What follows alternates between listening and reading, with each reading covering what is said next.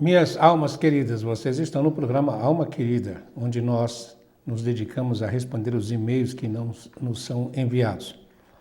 Eu tenho aqui o e-mail de uma Ana, depois vou ver se posso dizer o nome dela tudo. Ela diz assim: prezado doutor Adão Nonato, bom dia, gostaria de informar para o ouvinte do programa tal, e diz o nome, né, que mora no bairro da freguesia do Ó, que há um grupo de apoio à adoção aí na freguesia mesmo. Um ouvinte que ligou num programa falando sobre adoção. O grupo chama-se Acalanto. Vi muitas famílias participando desse grupo que fornece um apoio multidisciplinar, com psicólogos, assistentes sociais, advogados, etc. Todos ligados à adoção. Muitos desses membros fazem parte do Centro Espírita Francisco de Assis, na rua desse grupo Acalanto, que fica na rua Madre Nineta Jonata. Essa rua é uma travessa da Avenida Parapuã, só não lembra o número. Mas ela dá o telefone, quem quiser depois, pode ligar para a Fábrica do Amanhã. O telefone da Fábrica do Amanhã é 2892-9483, 2892-9484, e nós passaremos o telefone para que as pessoas entrem em contato. Queria informar mais sobre essa questão de adoção, que tanto a Rádio Boa Nova quanto a sua TV Mundo Maior, nós estamos aí pensando num evento. Muitas pessoas me solicitam fazer alguma coisa a esse respeito. Os meus estudos de pós-graduação na área da psicologia clínica foram em torno da adoção, do tema adoção.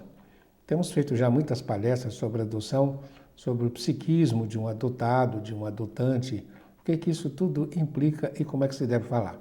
A nossa condição também, no passado, de professor numa escola antroposófica, onde nós tivemos que nos especializar em pedagogia Waldorf, e tudo isso é tratado, como é que se fala com a criança e tal. Então, aguardem, dentro em breve nós vamos anunciar um evento que estaremos fazendo com a participação da Rádio Boa Nova, da TV Mundo Maior, para falar sobre adoção. Não apenas eu, é claro, mas vamos trazer pessoas para falarem sobre isso. Vamos conversar sobre adoção. E nós vamos levar a coisa bem longe. Vamos mostrar como é que, na realidade, o que Deus quer é que nós nos adotemos. E que todo o desafio principal da vida é no sentido de adotar o outro. E nós vamos crescendo nesse mistério, nessa capacidade, até que um dia seremos capazes de adotar um planeta inteiro. Foi isto que o Cristo fez. É lindo esse tema. Outra coisa também que eu queria abordar aqui hoje é que no início desta semana foi o dia, na segunda-feira, né, foi o Dia Internacional do Combate ao Tabagismo. Essa história dos fumantes, né? E nos pediram que falássemos alguma coisa a respeito. Em primeiro lugar, nós não gostamos da palavra combate. Como dizia a Madre Teresa de Calcutá, não me convidem para passeatas anti-guerra, mas se fizer uma passeata pró-paz, pode me convidar que eu estarei presente. Então, essa história de combate luta contra, não. Vamos lutar pró-saúde, pró-felicidade, pró-consciência, tá? Pró-conhecimento da lei, conhecimento da verdade. Jesus disse, depois que ele foi batizado, ele passou pelas 3 tentações, depois ele começou a fazer discípulos. Ele, os discípulos, a mãe dele, os parentes foram convidados para uma festa de casamento em Caná da Galileia. Em Caná da Galileia ele fez o primeiro milagre, não foi público, foi numa festa particular de transformar água em vinho, depois ele foi para Jerusalém. E quando ele entra no templo, a primeira aparição pública, ele expulsa os vendilhões do templo, dizendo: a casa do meu pai é um lugar de oração e vós a transformaste num covil de ladrões. E aí, o chefão lá e as autoridades foram perguntar para ele com que autoridade faz isto. Ele disse: destruí o templo e eu reconstruirei em 3 dias. E eles falaram: esse camarada é louco. O Salomão levou 46 anos para construir o templo, como é que ele vai reconstruir em 3 dias? Depois que ele morreu, diz o texto do Evangelho, descobriram que ele estava se referindo ao corpo. Ele já havia dito antes: Melhor, ele iria dizer mais tarde, ele faz isso e iria dizer mais tarde: sabeis que o corpo é o templo do Espírito? Sabeis que sois deuses? Olha, se você é Deus, Deus habita em você, essa questão da unidade do homem com Deus é desde o início do cristianismo. Mas nos primórdios da igreja, um sacerdote, um dos padres da igreja, ele postulou que tinha que tirar dos livros, dos evangelhos, essa questão da unidade do homem com Deus, que Jesus postula durante todo o tempo. Sabeis que sois Deus, que o reino de Deus está dentro de vós. Ele termina a missão dele na terra fazendo uma prece antes da ascensão, dizendo: Pai, faz com que eles sejam um entre eles, como eu sou um convosco, que sejam um comigo. É a unidade. Depois o Paulo vai falar: nós somos células do corpo do Cristo e membros uns dos outros. Essa questão da unidade. Então, quando você fuma, você é um comigo. Quando você fuma, você está estragando o seu corpo. O seu corpo é o templo do Espírito. É como se você estivesse fumando na igreja. Ele diz: sabeis que sois deuses? É como se você estivesse jogando fumaça na cara de Deus. Não, você está pondo fumaça em Deus. Você está enfumaçando Deus. Quando você diz: eu sou o fumante, eu sou, significa Deus em mim. É. Quando Moisés subiu no Sinai para ver de onde vinha aquela fumacinha que estava acontecendo lá, e que ele ouviu: Moisés, descalça as tuas sandálias, porque você está pisando em solo sagrado. E depois ele recebeu uma ordem para ir até o Egito, buscar os hebreus que estavam lá. Ele perguntou: eu vou lá e vou anunciar a quem? Quem foi que me mandou? E o que ele ouviu foi: você dirá que eu sou. Moisés perguntou: quem és? Que Deus é esse? Ele: eu sou quem sou, o que fui e o que sempre serei. Então, eu sou, quando você fala eu sou, é como se você estivesse dizendo Deus em mim. Eu sou fumante, você está dizendo Deus em mim é fumante.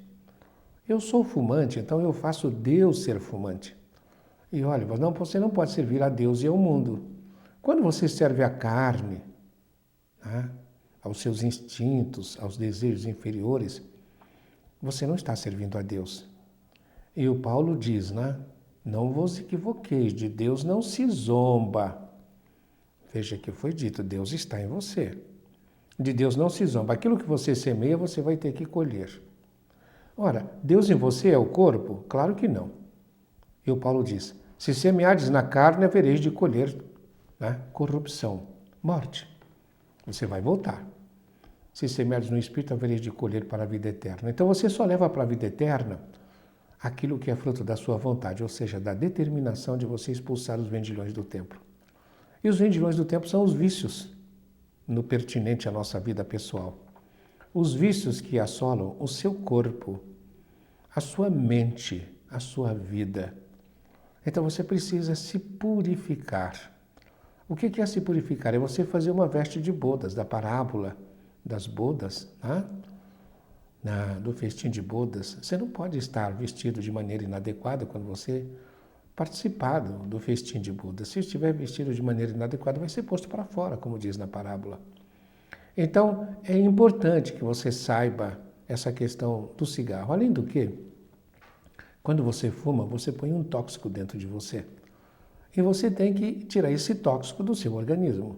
O organismo não vai ficar com o tóxico, porque é antivida. Tudo que é antivida precisa ser colocado para fora. O seu organismo só assimila aquilo que é vida. Se você põe arroz com feijão, o organismo vai tirar do arroz com feijão tudo aquilo que pode servir de nutrição para você. Aquilo que não serve precisa ser excretado. Esse processo é feito pelo primeiro éter do corpo etérico, que se chama éter químico, que é o responsável pelo metabolismo. O éter químico é polarizado. O polo positivo anaboliza, é anabolizante, tira a energia para você. O polo negativo é catabolizante, põe para fora aquilo que não presta. Ora, você põe dentro do seu organismo uma série de coisas inadequadas, não só cigarro, mas alimentos também inadequados. O seu organismo vai ter que separar tudo. Você tem que tirar só aquilo que serve para ser vida em você. Aquilo que não serve vai ser posto para fora. Mas, e se o éter químico não tiver tempo de fazer isso? E se não tiver energia? Como é que você vai atrapalhar a energia do éter químico? você pondo coisas no seu organismo que são tóxicas. Por exemplo, carne. Né? Já fizemos um outro programa falando sobre vegetarianismo. Carne. A carne ela se putrefaz no organismo, porque a carne é para sistemas digestivos, ou dos carnívoros, que são curtos. O sistema digestivo do ser humano é comprido, então demora a digestão. Aí o que acontece? A carne apodrece dentro de você, até que chegue a hora do éter químico pôr para fora aquilo que não presta. Mas até aí, o seu organismo já ficou impregnado de toxinas. E essas toxinas, que o éter químico não vai conseguir pôr para fora, são colocadas aonde? Nas células, criando células adiposas, criando uma espécie de cauterização nas paredes dos pulmões, nos alvéolos. A sua pleura fica impregnada. Imagine, né? Procure ver a fotografia. Aliás, isso está nos cigarros, a fotografia do pulmão de um fumante, para você ver o que você está fazendo com o templo do espírito. E, além disso, as toxinas são colocadas também nas paredes das artérias. Então você vai ficando cada vez pior. Aí o que acontece? O éter químico precisa te manter vivo e vai fazer o trabalho de pôr para fora tudo isso que não presta. Mas aí você põe outra vez coisa que não presta e não dá tempo.